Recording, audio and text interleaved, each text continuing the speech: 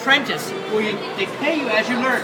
He made sugarloaf, pastries, he learned about wine, spices, everything. Then he took his wife and they went to South America, Lima, Peru.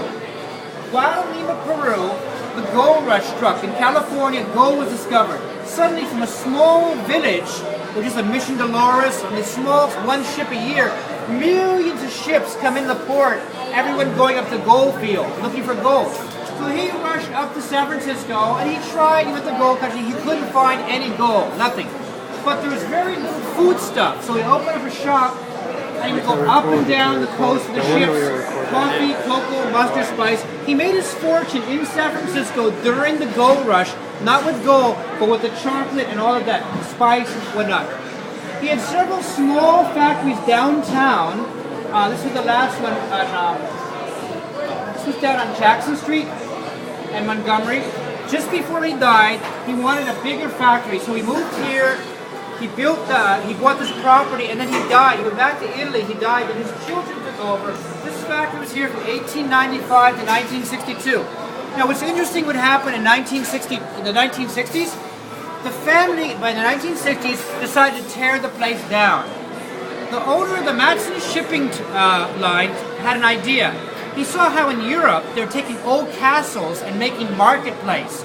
Instead of tearing this place down, this is the last factory, why not save it as a historic landmark?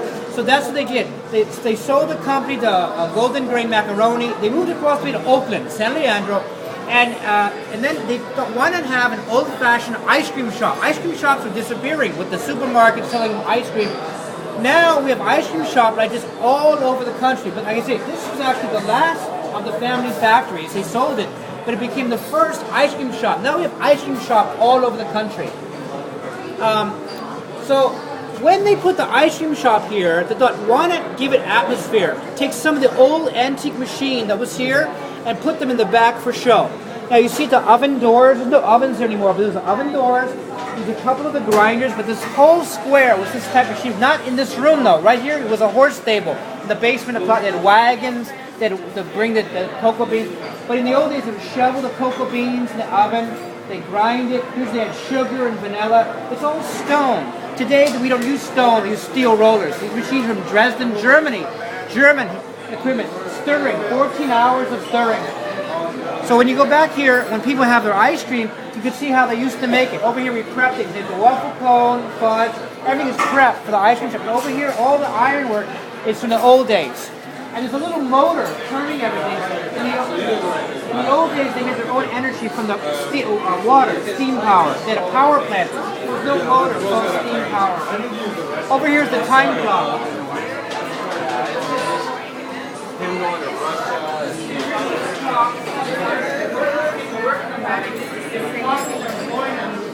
Time to come to work.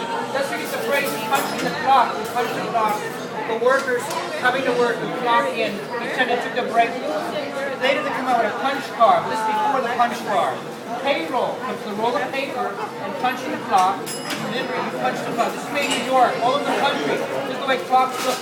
They're still using this up to wartime. They're still using this clock. And let me show you some of the old advertisements. See the bird. The bird was a pet parrot. Say Ghirardelli. Ghirardelli was the first person to put instant cocoa in a can. What happened was one night they had a bag of chocolate. What dripped out was a cocoa butter. They had an idea to squeeze out the cocoa butter, put sugar. In 1865, Ghirardelli was the first one to invent instant cocoa in the can so that mothers could make hot cocoa at home for the children. It had never been done before. Instant cocoa was invented at the Jackson Street plant before they moved here.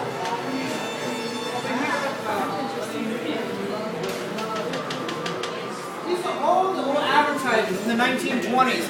Yes, indeed, you can make the daintiest chocolate delicacies if you say Ghirardelli to your grocer. Now, why did you have to tell him Ghirardelli? Because years ago, in the 20s, they didn't have supermarket. They had an old store. You've seen some of the old corner stores.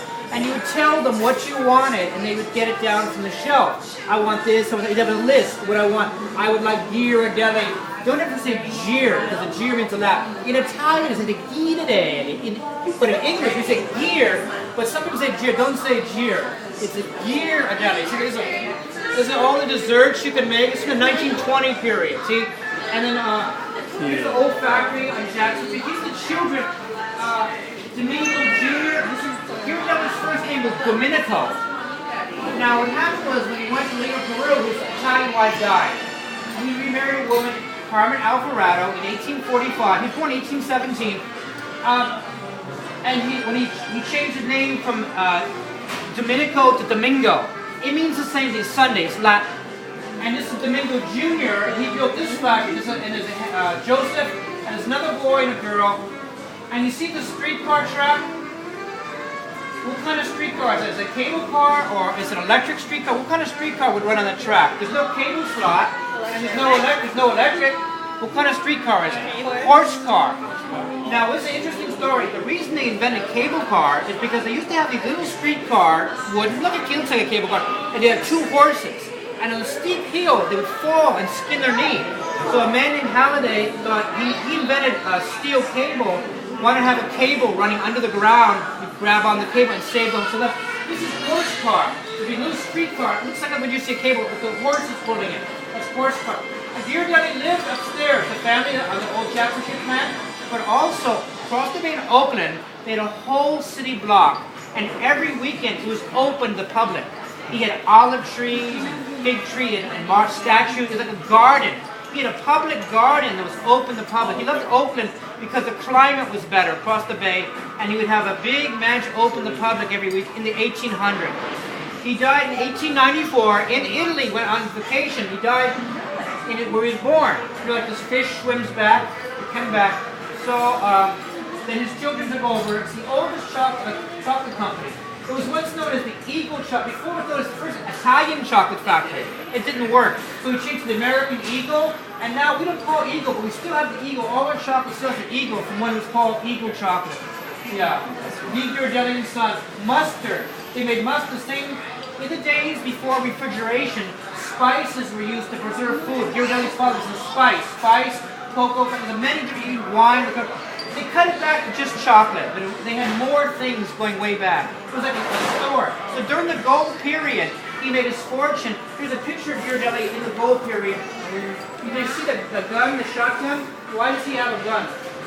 Because in those days, if someone's going to steal your plane, you know, if you found gold, you had to protect yourself. That's Ghirardelli during the gold period. You know, we had to fight if somebody tried to steal your gold. There was no police in those days, you know. And here's the ship coming through the gate before the Golden Gate Bridge, 1920. This is Ghirardelli coming to the gate as a cocoa bean, going out again to get more cocoa. No bridge. It's a Golden Gate. Even before the bridge was called the Golden Gate. It's the largest harbor in the world. Golden Gate coming into San Francisco. And there's a cocoa boat. You see, say Ghirardelli. You see. And I'm going to show you the statue of Ghirardelli here. These the mold after the stirring. This is the oldest chocolate label, North Point. He was a mason. This is the mustard. These the mustard label. This is the mold. After they stir it, it goes in the candy mold. Flicks. It was in the 20s. There's a lot of old advertisement. You saw the oven, right? You see the oven?